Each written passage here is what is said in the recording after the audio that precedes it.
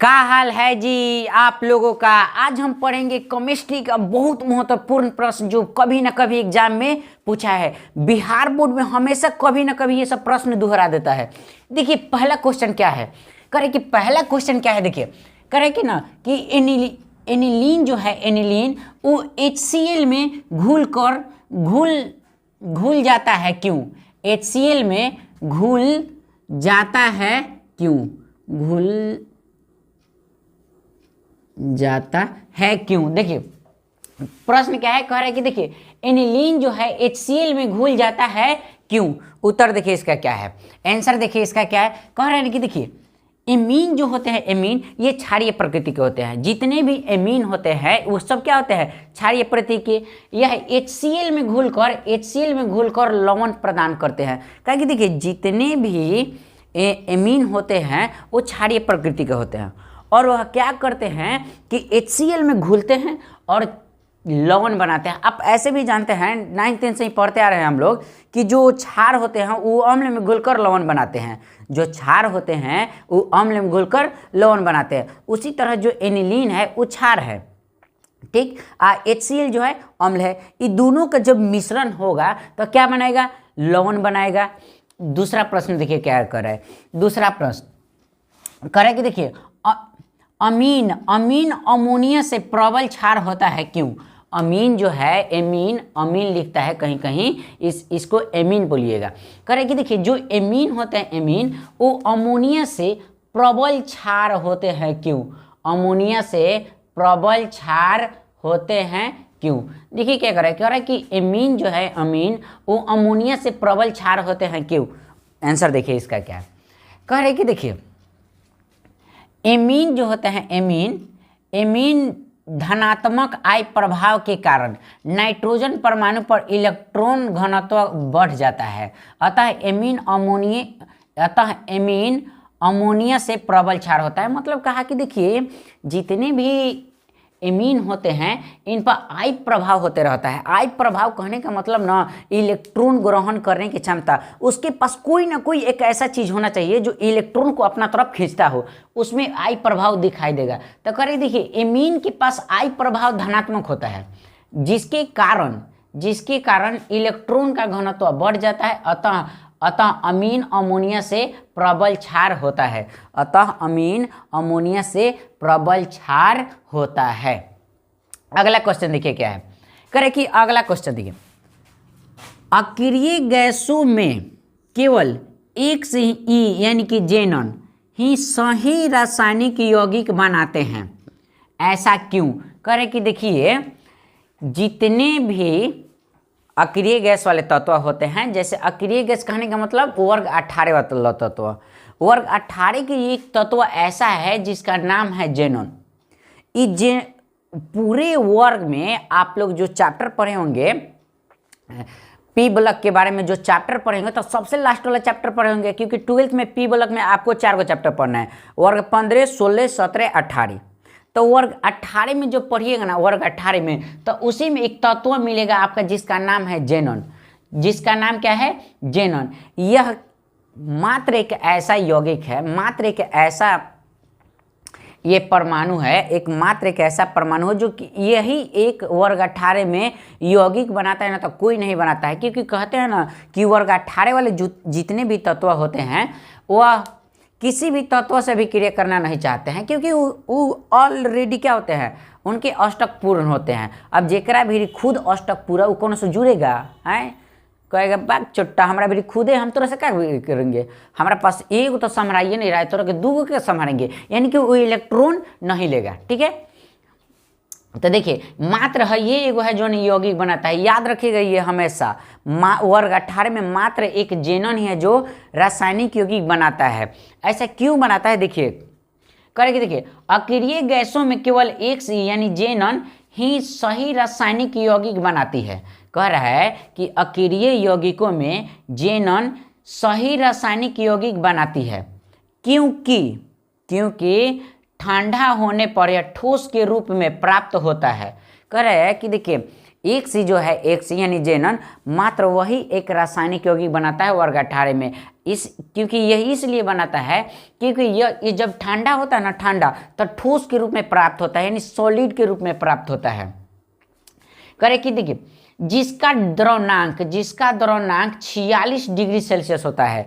द्रवनांक कहने का मतलब कोई भी चीज जितना ताप पर वह पिघल जाता है, यानी कि लिक्विड बन जाता है, वो द्रवनांक है। एग्जाम्पल में समझिए, जैसे एग्जाम्पल में समझिए, अगर हम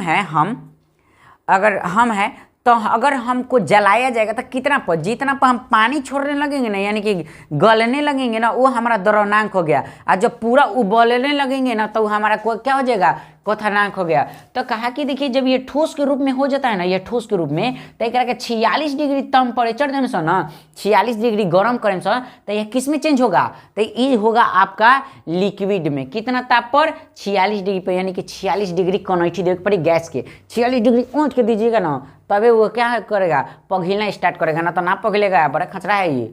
अगला देखिए, अगला क्वेश्चन क्या है, चौथा क्वेश्चन करे कि संक्रमण धातु परिवर्तनशील संयोजकता दर्शाते हैं, ऐसा क्यों।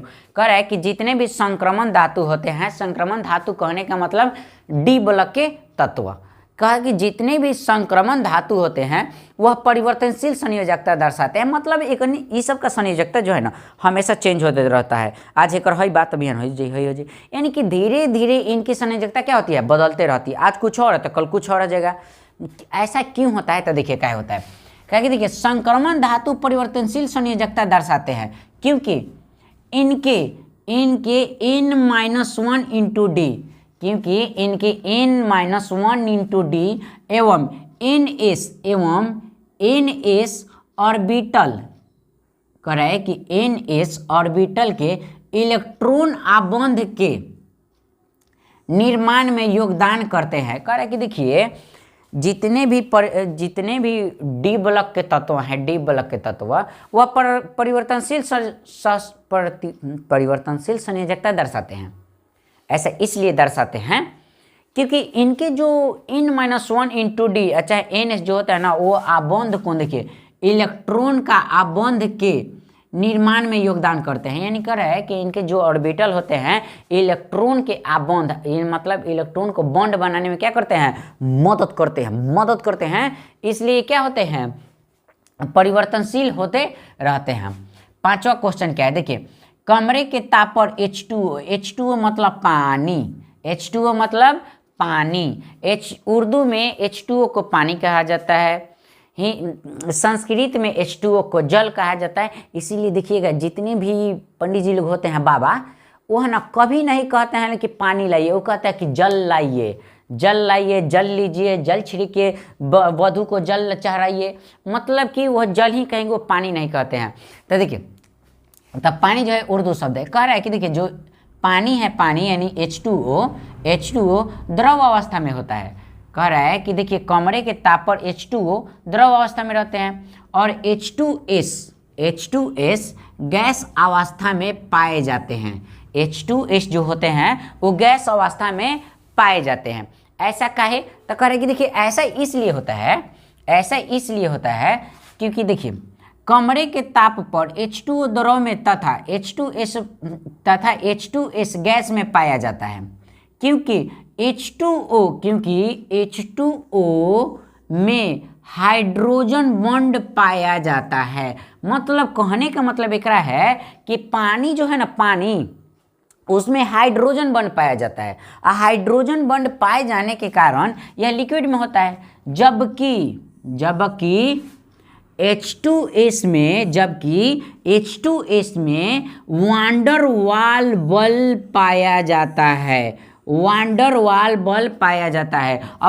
वाल बल क्या होता है, तो यह बहुत कमजोर बल होता है। क्या कमजोर बल होता है, जिसके कारण ये क्या होता है, यह द्रव अवस्था में यानी कि लिक्विड में ना पाकर यह गैस में पाया जाता है। मतलब कहने का मतलब यह है कि H2 इसलिए लिक्विड में होता है क्योंकि उसके पास हाइड्रोजन बॉन्ड पाया जाता है और हाइड्रोजन बॉन्ड पाए के जाए के कारण वो किस में होता है, लिक्विड में होता है। उसी तरह कहा कि H2S में हाइड्रोजन बल ना पाके बहुत कमजोर बल पाया जाता है जिसका नाम है वांडर वाल बल। यह बल बहुत कमजोर होता है जिसके कारण किस में होता है, तो यह गैस में होता है। जिसके कारण किस में होता है यह, तो यह गैस में होता है। किस में होता है जी, तो गैस में होता है। अगला क्वेश्चन, छठा नंबर क्वेश्चन क्या है, करेगी देखिए HF या HCl में प्रबल अम्ल कौन है और क्यों। मतलब कह रहा है कि देखिए HF और HCl में प्रबल अम्ल कौन है, अगर है तो काहे है बताइए। तो करेगी देखिए भाई साहब बताते हैं, अरे हमसे कीजिएगा गुस्सा, ओ माय गॉड ये तो गद्दारी कर देगा। क्या कि देखिए भाई HCl को कह रहा है कि देखिए HCl जो है, HCl ये प्रबल क्षार है। HCl जो है प्रबल क्षार है क्योंकि Cl का जो आकार होता है, Cl का जो आकार होता है वो F से क्या होता है, बड़ा होता है। F से क्या होता है, बड़ा होता है। मतलब कहने का मतलब कि Cl का जो आकार है वो F से बड़ा होता है, क्योंकि आप ब्लॉक में देखते हैं, मतलब वर्ग में देखे ही होंगे कि फ्लोरीन ओकरा बाद आता है क्लोरीन। अब फ्लोरीन के परमाणु संख्या क्या होता है, क्लोरीन से कम होता है, जिसके कारण परमाणु संख्या कम यानी इलेक्ट्रॉन कम, परमाणु संख्या ज़्यादा मतलब इलेक्ट्रॉन ज़्यादा, और जेकर इलेक्ट्रॉन ज़्यादा ओकरा में ज़्यादा घर बनाए के पड़ी। जैसे एग्जाम्पल में समझिए, अगर मान लीजिए कि हमारा पास 4 गो लड़का, हमारा पड़ोसी के पास 2 गो लड़का, केकरा ज़्यादा रूम बनाए के पड़ी, हमारा, क्या कि हमारा लड़का फैका ढेर बड़ा सा। और सही क्लोरीन का देखिए, और सही क्लोरीन जो है ना एक लड़का ढेर है सब, 17 गो है सब, आ हेकर लड़का क्या है सब, कम है सब। जिसके कारण फ्लोरीन जो होता है, फ्लोरीन वह छोटा होता है और क्लोरीन क्या होता है, बड़ा होता है। जो जितने बड़ा होता है ना वह उतना ही क्या करेगा, इसमें अम्ल का मतलब प्रबल अम्ल का निर्माण करेगा। ठीक है, चलिए इसके आगे हम कल पढ़ते हैं।